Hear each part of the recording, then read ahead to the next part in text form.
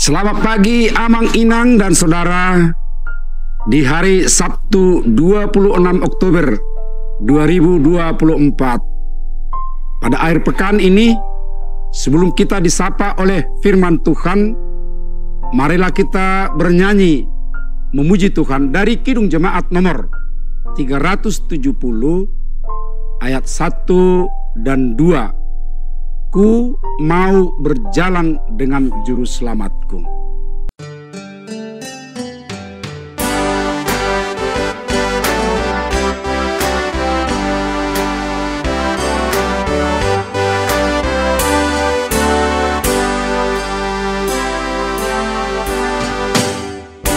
Mau berjalan dengan juru selamatku, bulan berbunga dan berair sejuk.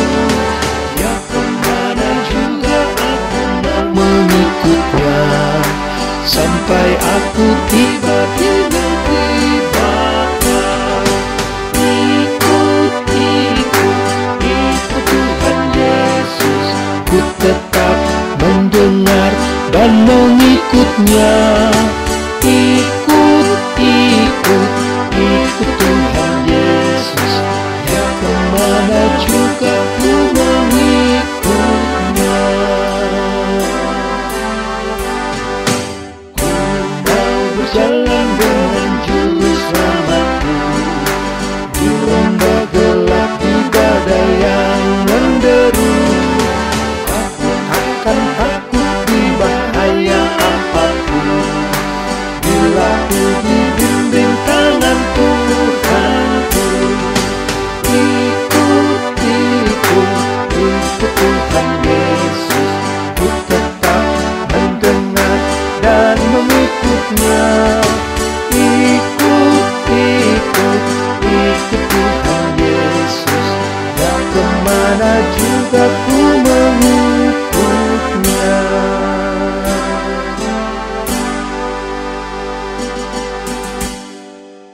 Nas Harian Almanak AKBP dari Matius 13 ayat 13.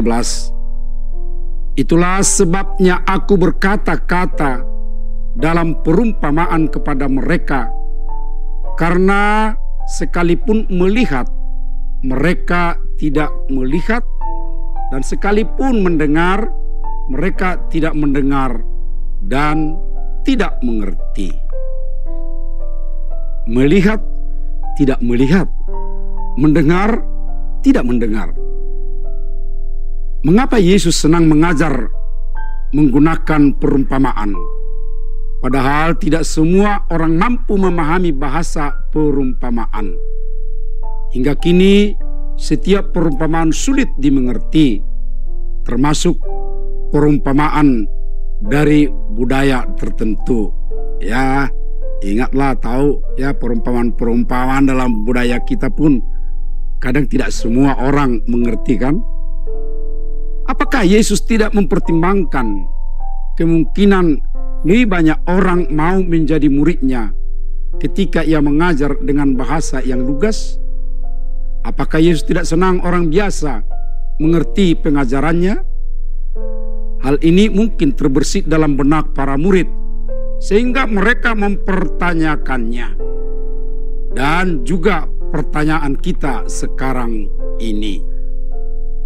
Yesus menjawab pertanyaan para murid dengan mengatakan bahwa perumpamaan menegaskan sifat rahasia kerajaan surga. Hanya orang tertentu yang dapat memahaminya, yakni mereka yang membuka hati untuk menuruti kehendak Allah. Kita catat dan ingat, hanya orang yang bersedia membuka hati kepada kehendak Allah yang dapat memahaminya. Berarti ada orang dapat memahami perumpamaan itu, walaupun terkadang sulit. Merekalah yang membuka hatinya kepada Tuhan. Allah berinisiatif, manusia menanggapinya dengan iman. Inisiatif Allah mutlak diperlukan untuk menyatakan rahasia kerajaan Allah dan membimbing manusia agar merespons pewartaan kerajaan Allah dengan iman masing-masing. Bagi orang yang membuka hati, akan terjadi proses bertanya, mencari, beroleh tuntunan, dan aktif mengimani, sehingga terjadi pertumbuhan rohani. Sebaliknya, perumpamaan akan membuat orang bebal semakin mengalami kebutaan rohani berkelanjutan, dan kerajaan surga semakin tertutup baginya. Para murid menyatakan ketidakmengertian mereka kepada Yesus, sehingga Yesus memberi penjelasan dan menerangi hati mereka. Langkah iman inilah yang membuat mereka beroleh pengertian. Tempat ibadah yang sama, bacaan Alkitab dan pengkhotbah yang sama, tidak menjamin pengertian yang sama bagi setiap orang yang mendengarkannya. Kebenaran firman Tuhan adalah anugerah yang akan dinyatakan bagi setiap orang yang mau membuka hati untuk menerimanya. Lalu sekarang, bagaimana dengan kita? Berikutnya di ayat 14 dan 15, maka pada mereka genaplah nubuatan Yesaya yang berbunyi, kamu akan mendengar dan mendengar, namun tidak mengerti. Kamu akan melihat dan melihat, namun tidak menanggap. Sebab hati bangsa ini telah menebal, dan telinganya berat mendengar, dan matanya melekat tertutup, supaya jangan mereka melihat dengan matanya, dan mendengar dengan telinganya, dan mengerti dengan hatinya, lalu berbalik sehingga aku menyembuhkan mereka. Hati bangsa ini telah menebal, dan telinganya berat mendengar, dan matanya melekat tertutup. Tuhan mau menyembuhkan, mau membuka hati mereka, asalkan seseorang itu bersedia atau mau diperbaiki. Ini menjadi peringatan buat setiap kita. Ingat perumpamaan tentang penabur, jenis tanah manakah hati kita? Karena itu ingatlah kepada perkataan Tuhan Yesus di ayat 16-17.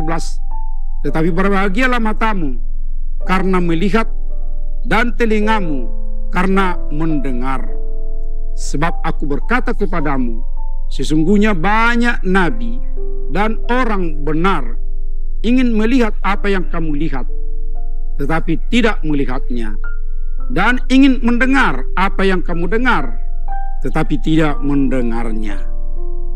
Miliki hati yang mampu mendengar firman Tuhan, dan melakukan dengan tangan. Amin. Mari kita bernyanyi dari buku Ende nomor 351, bait yang pertama dan ketiga. Behama hita ia dung marujung.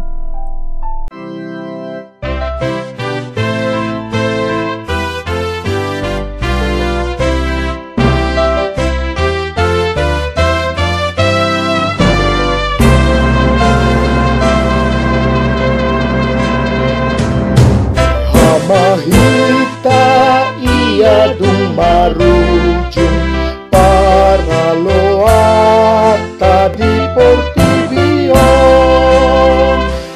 Nama lua hita nama usung nadok-doki di atas tanoon.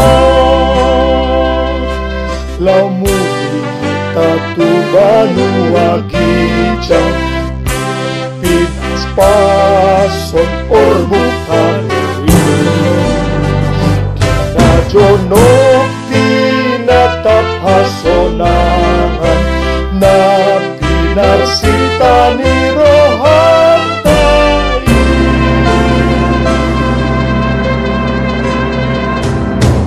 Hamahita molota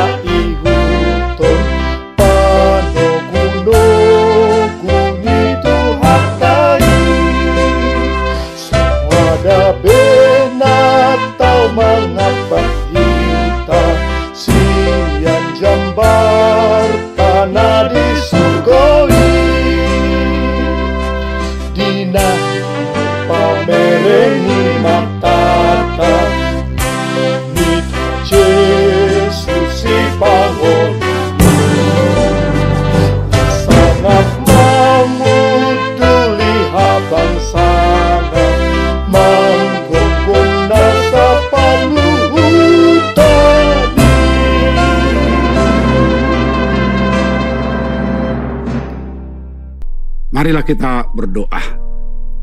Ya Tuhan, sembuhkanlah mata dan telinga kami jika kurang melihat dan kurang mendengar firman-Mu dan rahasia kerajaan-Mu, agar kami dicelikkan, dibukakan telinga, sehingga kami taat juga akan firman-Mu.